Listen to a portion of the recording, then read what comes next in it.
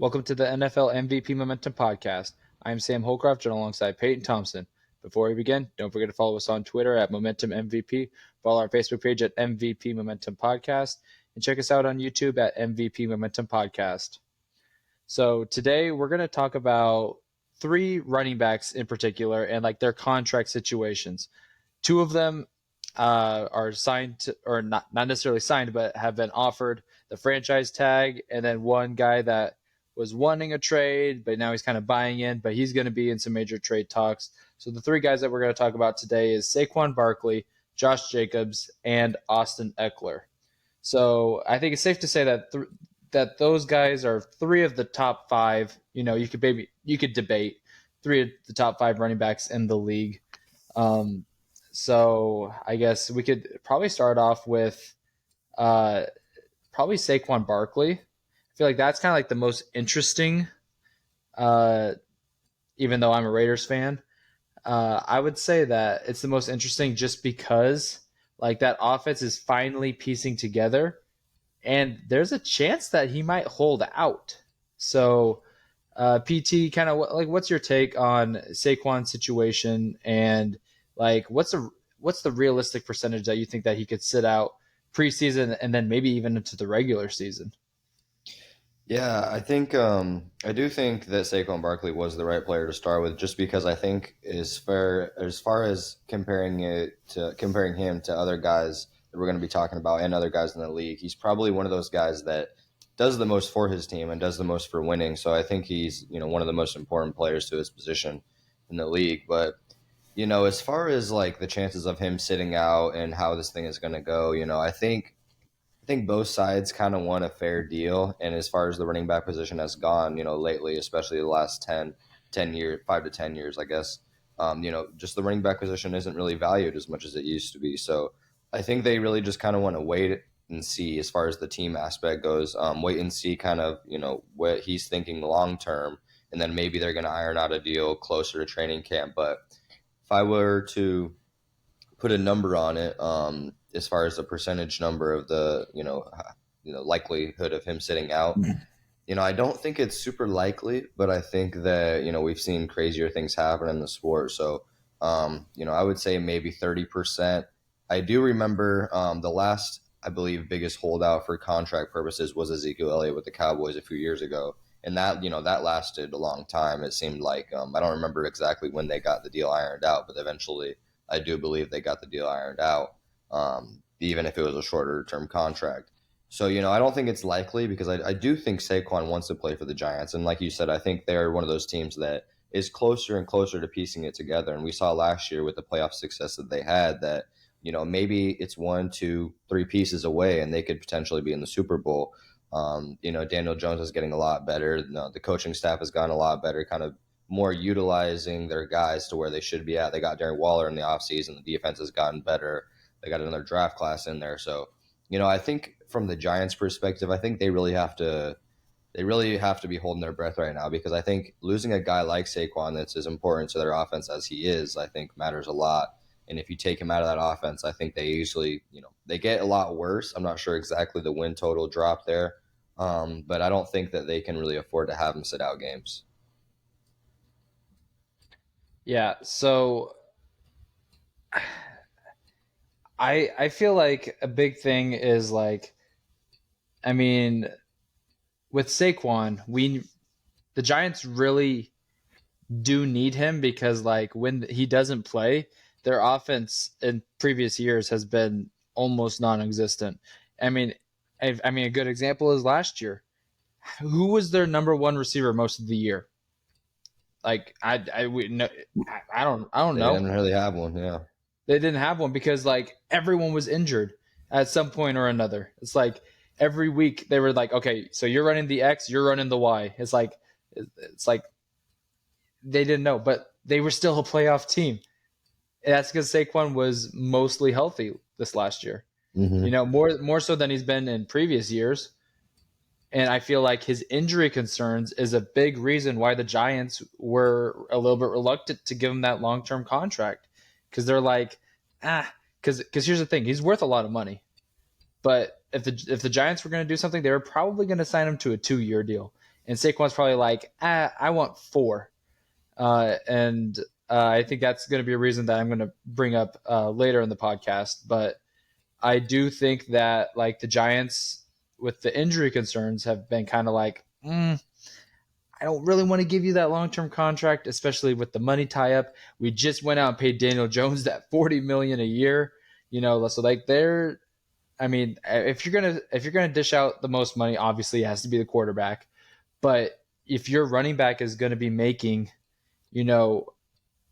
over half of that, like they need to be reliable, and like right now, like the only 2 guys that I could say are probably like reliable, like health wise and productivity wise, to be like a little over half would be Josh Jacobs, who we will talk about here in a second, and then probably Nick Chubb.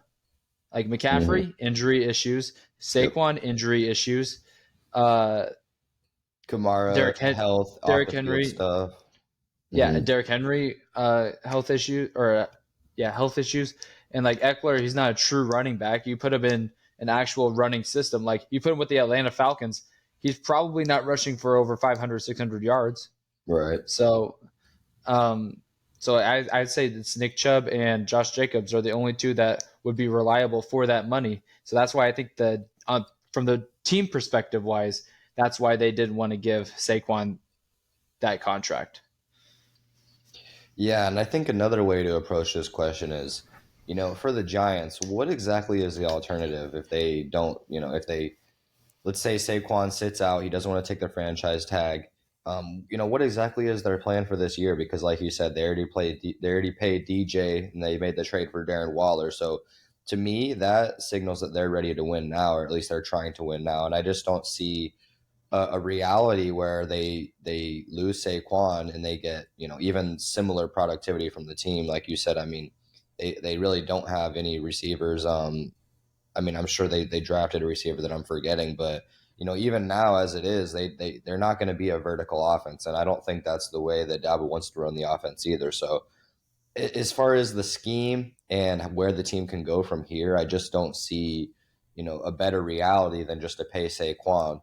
And, he's still relatively young, right? How old is he? 26 years old or, yeah, 26 years Yep. old. So he's not on the wrong side of 30 quite yet. I think if he had been maybe 29, maybe 28, I think you could make a case that maybe he's got those extra 2 years of miles on him that you could maybe hold against him. But as of right now, like you said, he stayed healthy last year, so why not give him another shot to stay healthy this year? And I think, I think also, and this might be a little bit more about what I think about Saquon personally, but I think he's one of those guys that may have a down year, like a couple years ago, be injured a lot, and then come back the next year and have a crazy bounce back season. So, even if he has a couple games where he's hurt, I think that how much he means to this offense matters a lot.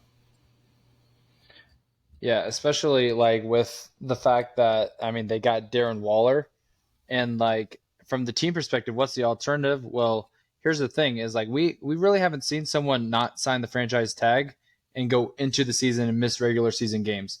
Last year we had Orlando Brown Jr. with the Chiefs. He signed I think right at the beginning of preseason, and then Jesse Bates signed after the second preseason game for the Bengals. So we've seen players hold out for a while. I think Zeke was like 4 days before the regular season started or something, Yeah, it was really if I remember close. Yeah. right. So like that's the closest we've ever gotten. But something interesting though. So that for the running backs, it's a $10.1 million for the franchise tag for every week that they miss of the regular season. Uh, Obviously they don't get paid because they're not on contract. But if they do sign that franchise tag, it will go down like basically $500,000 every week. So if they sign like week 2, that 9 or that 10.1 is only 9.1 now. And Right. also the team gets a credit back. So I feel like if if Saquon or even Josh do sit out, like as from a team perspective, it's like okay, I mean, give us some of that credit, and then we can end up just trading you and like work something out with you, so we can get something back in return for you, and we could get even more money to go sign Dalvin or Zeke, who's available free agents right now. That could be formidable. I mean, they both kind of they both kind of have injury issues too. But I mean, at that point, you're paying a discount like for the same productivity that Saquon could have given you, uh, potentially, probably less, Hmm. but Yeah. it's at a discounted price. And maybe you could even get another piece, like another wide receiver or someone a missing part on your defense. So that's just kind of how I feel about uh, that the Giants' perspective on like if he were to sit out. Yeah. And like you said, I mean, there's going to be a little bit more clarity with that situation too. I think that with both these parties here, I think that it's going to be one of those things where they're trying to work together, they want to be able to get what each other wants out of the deal. I don't think it's necessarily a battle. I feel like when the whole Zeke thing was going down a few years ago and Jerry Jones was talking to the media and what's his name was still the coach. I felt like there was a lot of weird tension there, and I don't necessarily know. Obviously, media is going to be media. I think there was a lot more weird bad blood with that situation compared to Saquon. I mean, and I know Saquon does feel like he is the offense, and as he should, because he is a big part of that offense. But I think both these parties want what's best for the team and best for themselves. Yeah, and with it going back to that Jerry Jones situation, I mean Jerry Jones has to make a theatrics out of everything. Right. So like that contract negotiation talks were public, Hmm. like with him like, holding out and then him having to get there he's like I'll sign under the franchise tag, but you got to give me a contract next year and stuff like that. And it's like, they just Jerry Jones had to make it public. Whereas I feel like these other two teams, like the Giants and the Raiders, they're gonna try to keep this behind closed doors because they're not like media attention seekers. Right. Yeah. Yeah. So I think that this could be a good transition into Josh Jacobs and him with the Raiders. Now I feel like this is a totally different situation here because I feel like personally, I am not looking forward to the season as a Raiders fan. The more I think about it, the more I'm like, I'm not excited for this. And I think Josh Jacobs is kind of like I think he wants to be a Raider, but I don't think that he agrees with the front office. And when you have Devonte Adams that is just like begging to just stay relevant for right now, it's like we just need a few more years because Devonte Adams came out and said like we need to sign Josh Jacobs if we want to stay like elite because Yeah. if I mean you can argue that Devonte Adams was one of the best receivers last year, and I think it's a pretty good consensus that Josh Jacobs was the best running back last year. So like you have the two things that really makes you great, and if you just have Garoppolo just play above average, like this offense is going to be great. But this front office just they had to shoo away Derek Carr because that's what Josh McDaniels wanted, and now like they can't even get a deal or get Josh Jacobs to sign the franchise tag. Like I don't know, he hasn't even been around the team like since before April. Right. Like Hmm. I guess he was there to talk to them in July, uh, to try to get that contract negotiations, and then he just left right before mandatory mini camps. So it's tough to see. Yeah, honestly, man, I got to be honest. Hearing you talk about the Raiders is making me feel not so bad about how I feel about the Raiders as well, because I feel like they're one of those teams that you know they just kind of went for it all a little bit too soon, and now they're kind of at these crossroads where they could go rebuild mode, and they could trade some of these guys and get value now while they're still in their prime, and then kind of start the rebuild, maybe try to tank for Caleb Williams, or they could sign these guys and try to go for but it's just a weird predicament to be in because I don't feel honestly like the roster as a whole at least defensively, is going to be able to compete with some of the best. I mean, not even AFC or NFC, but just the teams in the NFL. I think when you talk about as a team overall, it's kind of tough to see them, with the questions that they have, compete with other teams. And so you're asking yourself, well, if we give Josh Jacobs this deal, you're pretty much eliminating yourself from a top 6, top 7 pick, I'm guessing. I mean, for sure, top 5. If you have Josh Jacobs and Devontae Adams, Jimmy Garoppolo, then even a top 25 defense, you're not getting a top pick. And so you're kind of setting yourself up for mediocrity. And so, but if you don't sign him, and let's say you still have Max Crosby even still on the defensive end, it's tough because you still can't take at that point because he's a game record by himself, and you load it up with a new draft class. So and this NFL teams, you can say what you want to say, but they're not trying to lose games. And so with the team that they currently have, I think they're going to be a solid team, but it's hard to see them having a high ceiling. I think they're going to have a decent floor, especially with Garoppolo. But if you talk about Derek Carr versus Garoppolo, I think you're taking a step down. But anyways, we're kind of getting too far into the team construct. But as it relates to Josh Jacobs, like you said last year, he was one of the best at his position, and so it's just a tough position to be in. And he deserves the money that I think he's going to get eventually. It's just going to be if the Raiders are going to give it to him or not. How old is Josh Jacobs right now? He Don't remember off is. the top of my head. I think he's I maybe a think he's year. 25. Okay, I was gonna say I thought he was a year older than Saquon, but if he's 25, that's about right. A year older, year younger. But yeah, he's still on the younger side. I think it's interesting when we talk about running backs as it relates to other positions in age because I think as a running back, is 25 years old too old for you? Because to me, it's not really that old. I think you can be a high level running back to 28, 29. I think once you get to like the late 20s, early 30s is kind of when you expect that production fall off, and more injuries to come. But if you look at a guy like Derrick Henry, what is he, 29? Maybe going to be 29 soon, and he's kind of going on the downslope. But even if you sign Josh Jacobs to a sizable contract that's 2 to 3 years, I think you can still get a lot of elite production out of him. It then becomes a predicament of, do you like, what can you do with the money that you have after you sign him, and is that going to be able to complete a winning team, especially with Devontae Adams on the roster, and his money that he makes. So it's like you said, it's kind of a tough position to be in.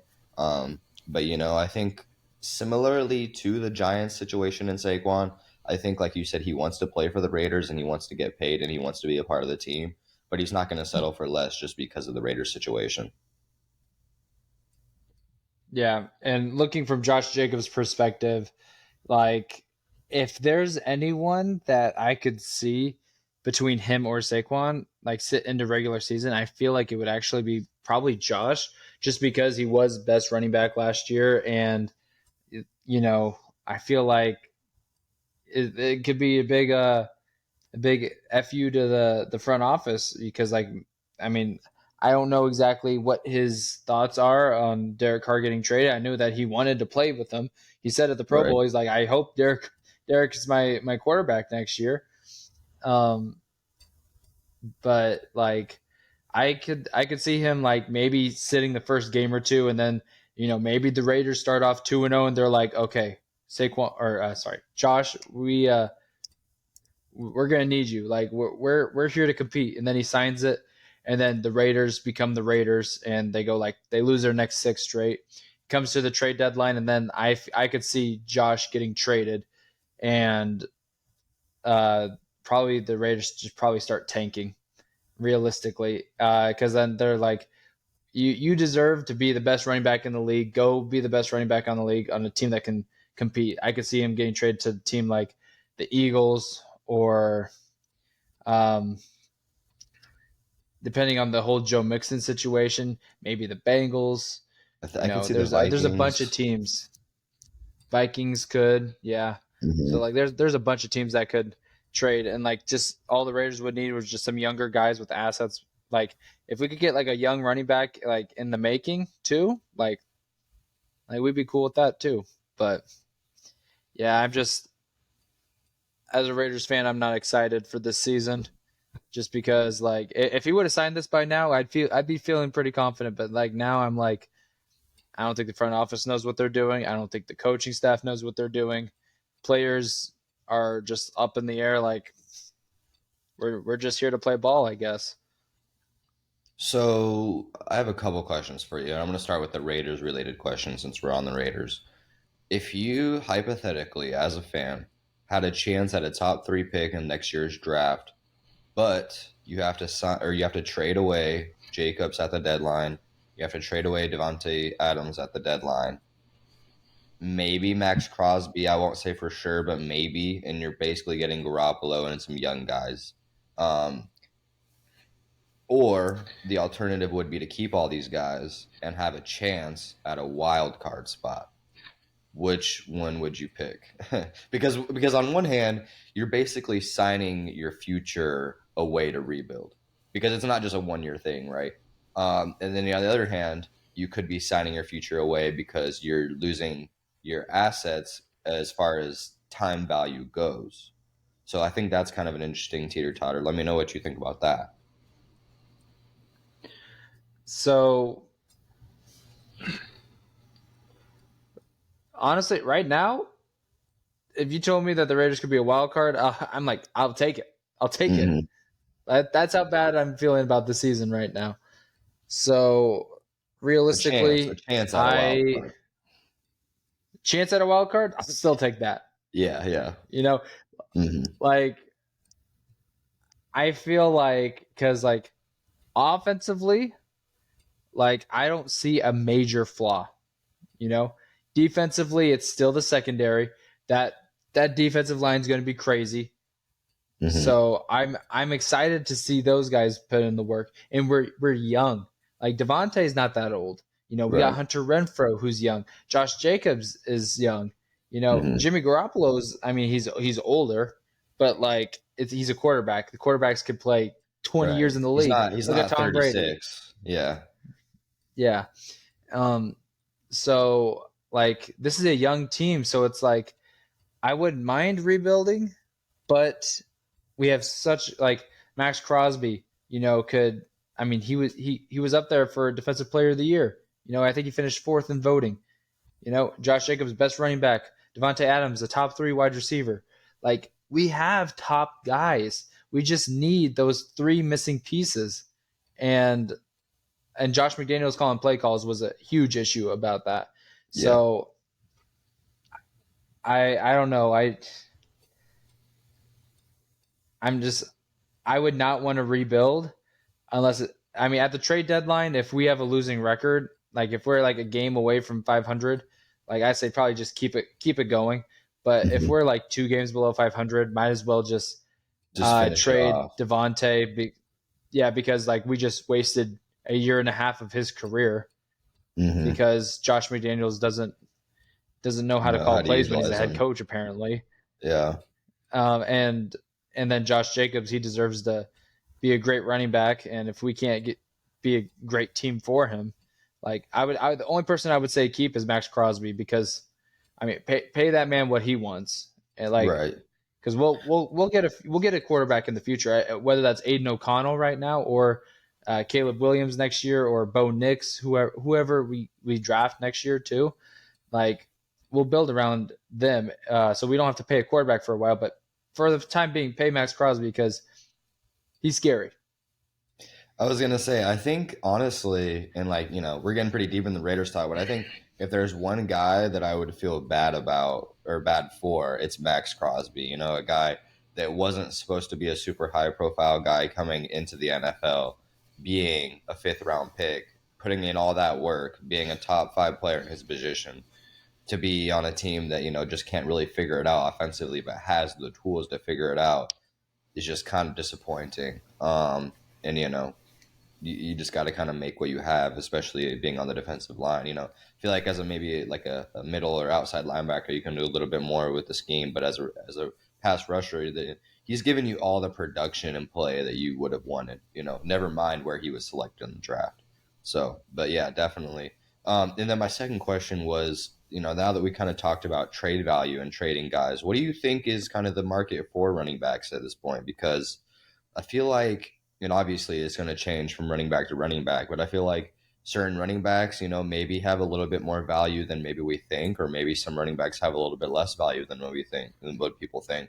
And I kind of want to, maybe this can bleed into Austin Eckler a little bit because he's one of the guys that have kind of talked about wanting to get paid and wanting to get traded and be utilized, but also be paid like he deserves to be. And I'm just not exactly sure what Austin Eckler would net, and as well as Josh Jacobs and Saquon Barkley on the open market.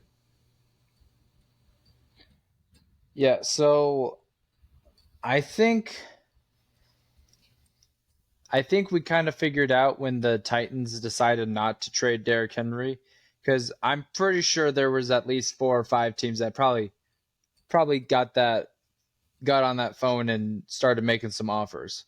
So I have a feeling that the team that is giving up the running back values them more than the team that is trying to receive them. Because when was the last time that we had a running back get traded? I guess it was McCaffrey last year, Yeah. and that was really about it. So I mean, as far as the last few years, I mean, yeah, because usually, man, honestly, if you're a starting running back, you don't really get traded. You either leave via free agency, or it just or you get cut. Maybe sometimes if you're at that kind of bottom of your career, and then you sign with another or team. It's retire. usually or retire. Yeah, it's usually via sign. Obviously, I think lots of running backs get traded that aren't starter caliber running backs, but I think it's so tough to put a number or like some kind of value system on each player or team's scheme because, like you said, it's like one of those things where you know we don't really want you to call because ultimately he's worth more to us than he is to you or for what picks you're giving us because ultimately the starting running back like Derrick Henry, Josh Jacobs, Austin Eckler, any of these guys, honestly are worth talent wise are worth a first, second round pick. But you're not going to get that in the NFL because of how the position is viewed, and so it's just kind of not really worth it. Yeah, and I mean if we're talking about trade value wise, um, personally I would say Josh Jacobs' trade value is a lot higher than Saquon's just because of that injury concern. Hmm. Saquon had missed he had 2 injury plagued years, where Josh has only missed a few, like handful of games in his 4 years with the Raiders, I think. So it's the value is good, but like, what does that entail? Like I brought up the Eagles. Like, if the Eagles were to trade, they would probably Raiders would maybe want like I don't know. I wouldn't say maybe Jalen Carter, but like maybe like a Nolan Smith, who they Hmm. drafted in the first round, and maybe like 2 draft picks, like another like there's their first this year, and then maybe like a third or something. I don't know. Like, I'm not the best at like kind of like finding out what's worth, unless if Right. we're talking about at the draft, and like I have a little better grasp on that kind of stuff. But yeah, I don't think And that it's so Saquon it's has as much value. yeah, yeah. If we're comparing those two guys head to head, I mean, I think honestly, man, I think you could take your preference, but I kind of like what you said. I mean, as history shows, Saquon has gotten hurt a little bit more. I can't exactly tell you their college production of who has more yards and who has more carries and things like that, but I do think that does matter. Um, but yeah, it's really tough, man, because I think honestly, there's a solid 5 or 6 running backs in the NFL that I think you could start on any given day and could have a huge game. We talk about the guys that we talked about today. One of the guys we're kind of not really talking about, and obviously it's because he's not up for contract, is Jonathan Taylor. And Jonathan Taylor was one of those guys that was healthy, I believe, all through college in his first year or two. And then last year, he had a really bad injury riddled year. And it's like, how much does that one year take him down as far as trade value goes? Like, if you compare him to a guy like Bijan Robinson, for example, who hasn't gotten any NFL snaps, has not really been hurt through college at all. But all it takes is 1 year. Like, what's that trade value kicker at? As far as getting hurt, how do teams view those players and how they can bounce back? And I think maybe some of that is kind of the mental side of it. Mental makeup of it. How willing is that player willing to get better and get back to where they were at?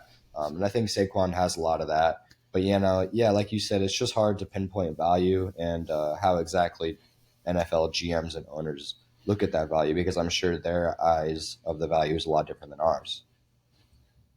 Yeah, definitely. And since we're talking about value, someone who's kind of interesting to talk about would be Austin Ekeler.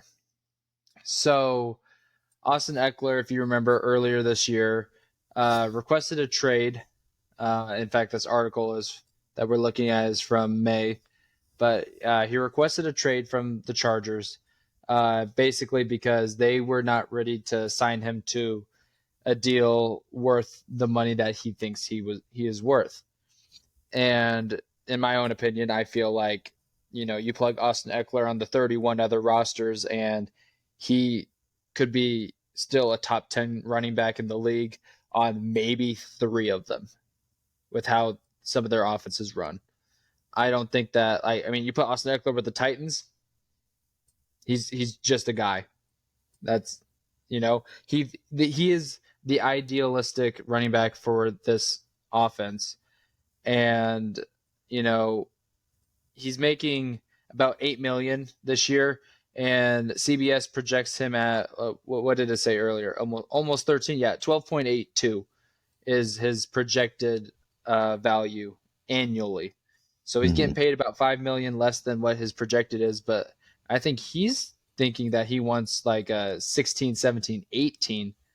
And I think that he is also seeing the guaranteed contracts that the quarterbacks can get.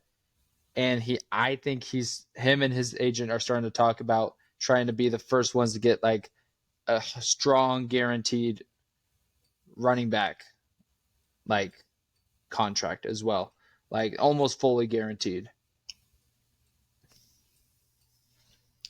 Yeah, I mean, it's hard to say exactly what Eckler and his agents are thinking. Um, But I mean, I would say I agree with you for the most part about how, if you put him on another team, he is a very scheme dependent kind of guy. Because if you try to put him in a very run heavy offense, he's not going to be able to give you the same production, and he's probably going to be hurt a lot more. Because he is one of those backs that honestly does a lot more on the outside than he does on the inside, as far as catching passes and running routes and working in open field space. And I think another guy that's kind of similar to him is Alvin Kamara as well.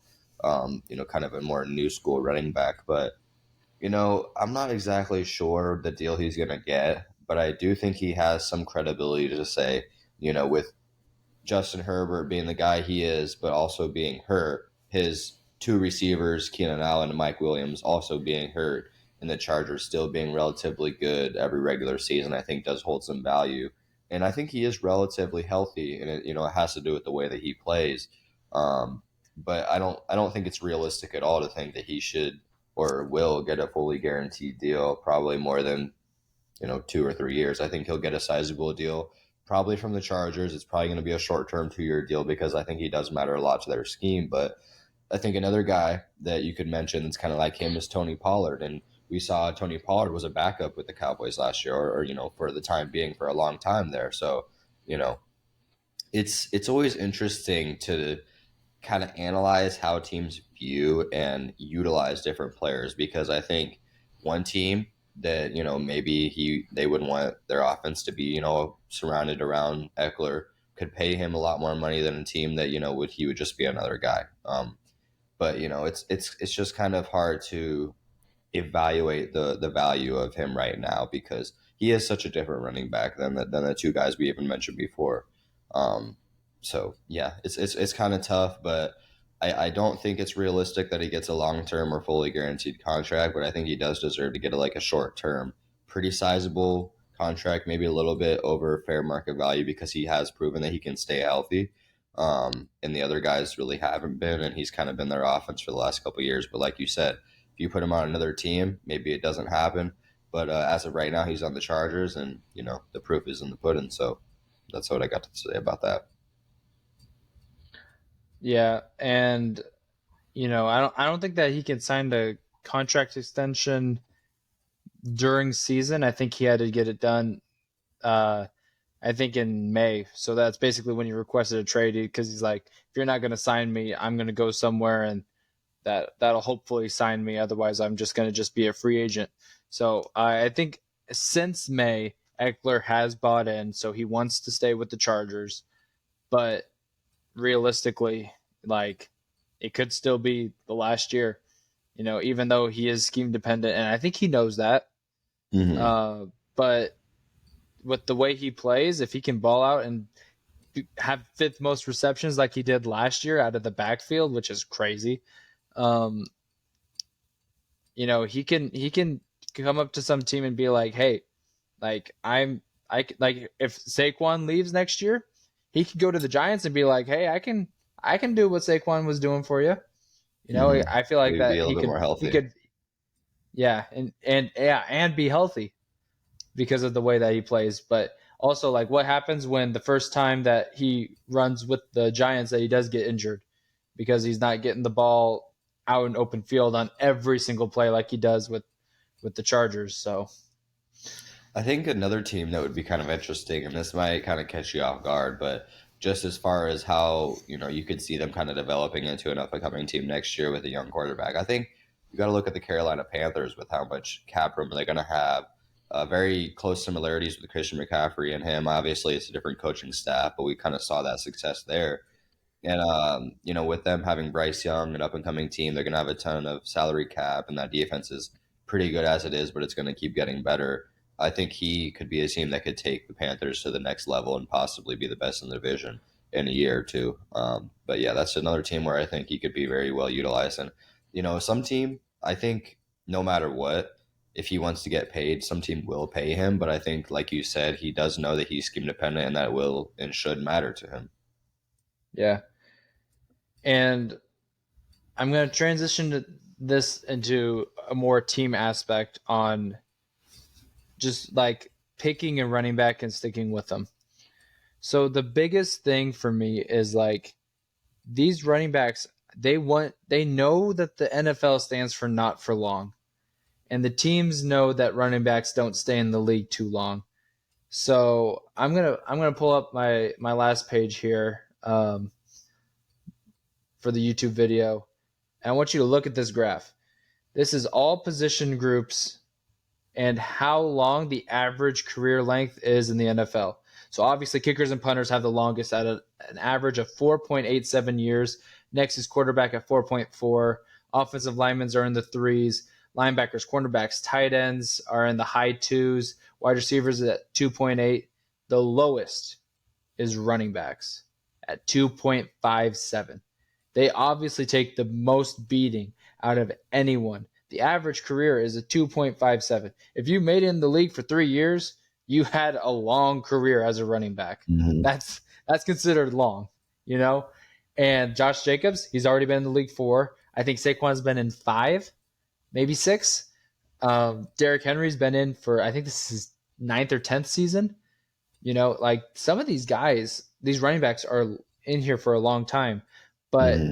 I mean, history has shown that like most running backs, once they finish out like that second contract that you give them, it's kind of like they're not going to be able to produce as much. They might get injured a little bit more, wear and tear. Like, I mean, if you remember, Derrick Henry, I don't think Derrick Henry missed a lot of games those first few years in the league.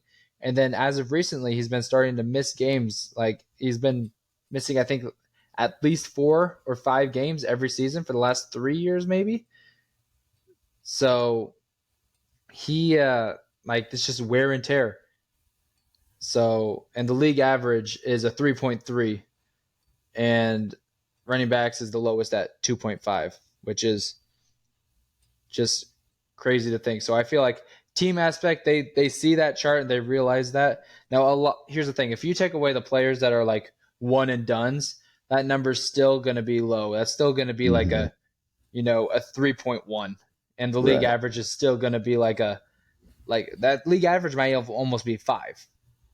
So Mm-hmm. I think it might even widen the gap between the league average and just the running backs. So You I don't know. know, I think honestly, I'm going to put kind of a spin on this. I think it's all the more reason to adopt a committee running back field. Because I think, you look at a guy that we didn't really talk about much when you're listing off those running backs, Nick Chubb, right?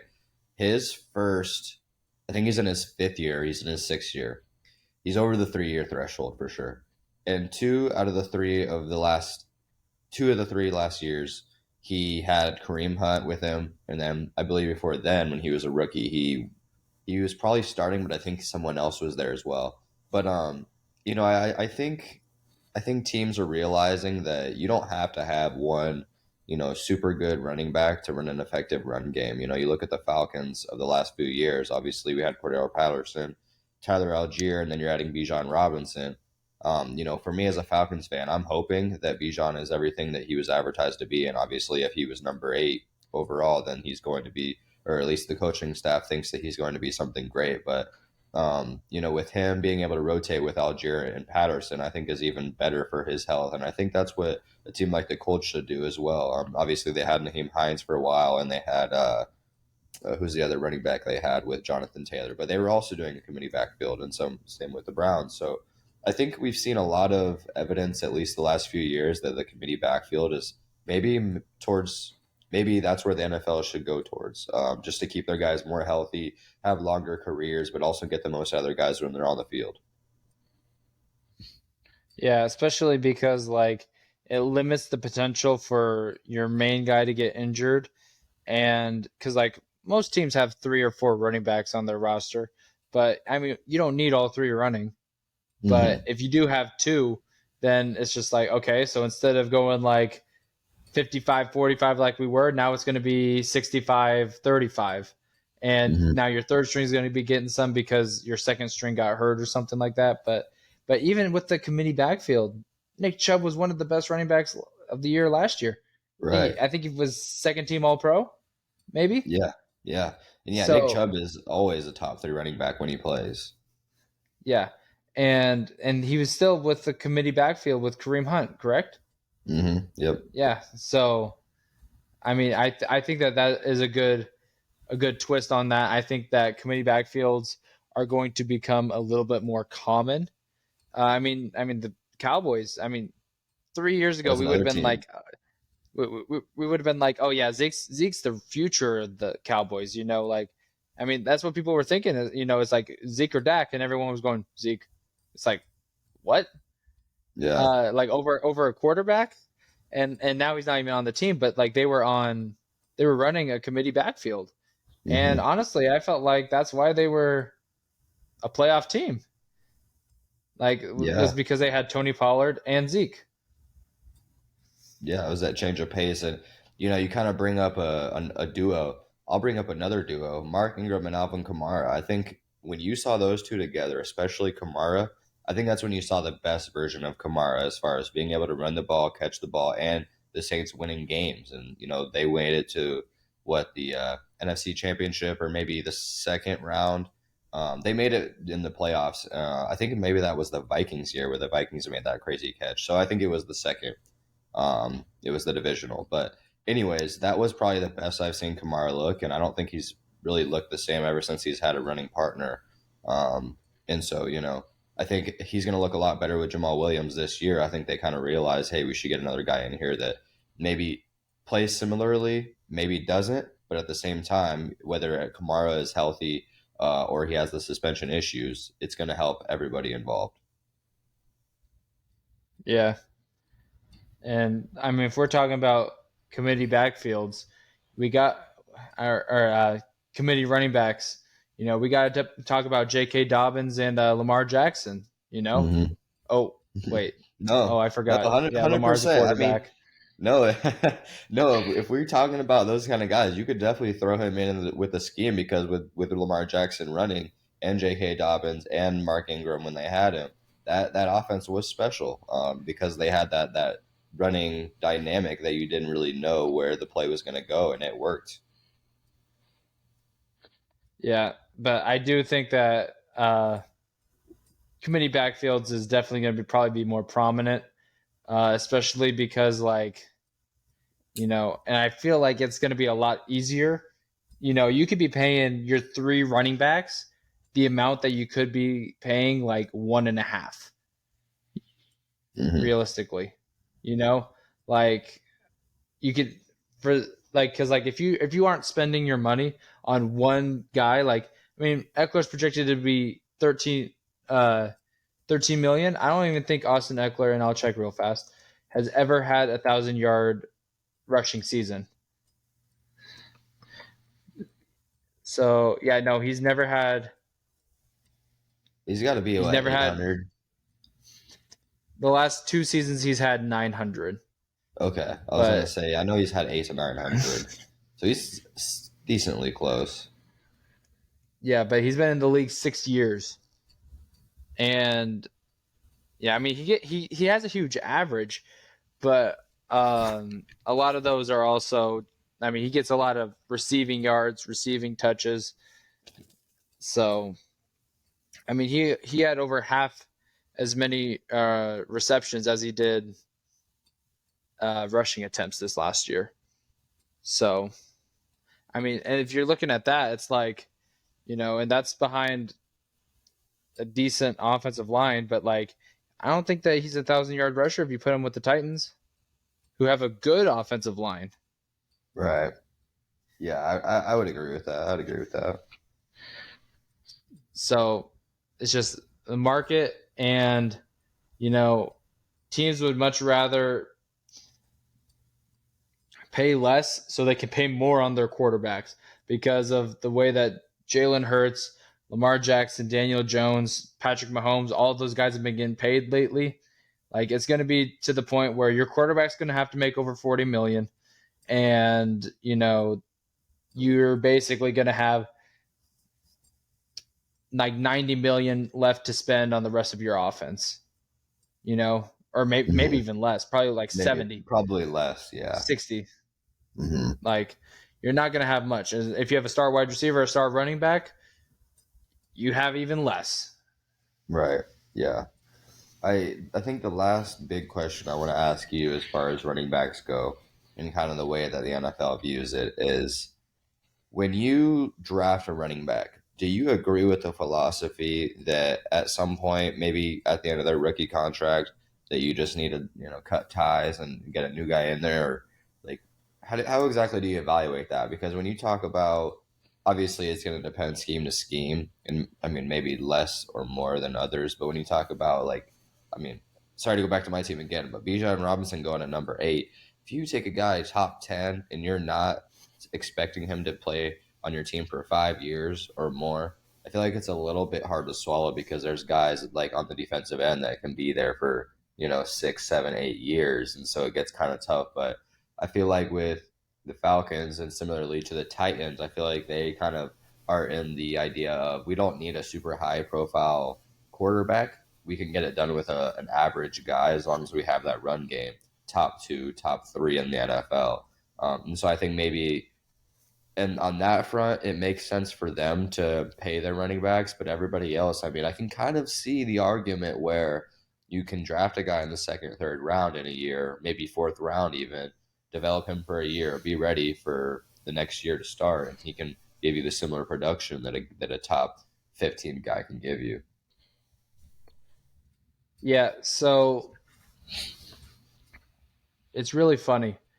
So I feel like when you draft a running back, you're drafting hoping he can show you something that he is worth keeping for a second contract. Like a contract beyond his rookie contract. Hmm. And if he doesn't, that's okay. You cut ties that offseason and you can go draft a running back. And if you're not that comfortable with that draft, you can go sign a running back. Like, there's always going to be running backs that you can either draft or sign. So you can move on really easily. So the top 3 running backs last year were Josh Jacobs, Derrick Henry, and Nick Chubb. Mm-hmm. Do you know what pick Josh Jacobs was? I want to say he was first round. Was he He was 22? first round. He was 24. Okay, I know he's in the 20s. Yep. Nick Chubb? That one's a little bit harder. But I want to say he definitely went first 2 rounds. I'm gonna say he went pick 35. He was picked 35. Oh wow, That was good. All okay. right. All right. So now what about Derrick Henry, who won a Heisman? See, he went first round for sure. I'm pretty sure, and I think he went like 19. He went pick 45. Oh, okay. So middle second. Okay. Yeah, so this shows that like you can draft a running back, and if your guy doesn't work out, I mean, like, I'm pretty sure. Let me see when the 2016. So okay, there's a big gap. I I was might good. be thinking of Fournette that went that high. Maybe not though. You might have been, but with the so if your running back isn't showing you anything, because like I don't even remember who the Titans running back was when they drafted Derrick Henry, Hmm. because it's in between Johnson, of course. Um, Yeah, it might have been. Couldn't have been C.J. Spiller. I don't think. no, Um, it was some middle running back at that time. I think after yeah, C.J. yeah, but this just shows that like there can be good draft talent anywhere, like in those first 2 rounds, because like I mean the best running back for the last 5 years has been Derrick Henry. He was picked 45th pick. There were 44 guys that went above him in that draft. So there is opportunity to find someone, and like that was just the top 3. Like we can go back and find some other running backs that have been relevant these last few years that were in the 3rd, 4th round. So Hmm. like, and and here's the thing is like the later you pick them, the shorter their contract is. So like if you just want to get a 3rd round running back for 2 years, you can do it. Yeah. Like if I mean the NFL is a pass first league. A quarterback can go out and throw for 350 yards any game, any week nowadays. And your running back could get 10 carries. So Hmm. realistically, like you can turn over running backs like so to answer your question, you go in the mentality hoping that he will play good enough to get a second contract, but if not, you can just move on to the next, Move on. whether Yeah. that's signing or drafting. Yeah. I think that approach makes a lot of sense because, like you said, you can't really go into the draft and not see the clear value with a guy that you should go with second round. Like I'm sure in the second round, maybe a few other teams would have hoped that they would have picked Derrick Henry. Even probably any team in that second round, 30 to 44 pick, would have at this point maybe preferred to go Derrick Henry, seeing as what he's done. But you can't go into the draft thinking of positional value, but necessarily like that if he doesn't pan out, that it's not the end of the world. But if he does, and you're at least being appropriate with the value that you put on the player, then you're okay. Yep. Is there anything else you need to add? I don't think so. All right. Well, it was a good conversation. I really am hoping to. I'm really hoping to look into. Or not look into. See how these situations go. Like I'm hoping for the best for Josh Jacobs and the Raiders, but like we could see something really interesting, potentially a first time that someone's like sat out some regular season games. So we'll see. It's going to be interesting, and who knows? Maybe both of these guys aren't even on their respective teams by the end of the year. Yeah, it's the NFL, man. Anything can happen. Yep. But once again, don't forget to follow us on Twitter at Momentum MVP. Follow our Facebook page at MVP Momentum Podcast, and check us out on YouTube at MVP Momentum Podcast. I've been Sam Holcroft. I've been Thanks for listening.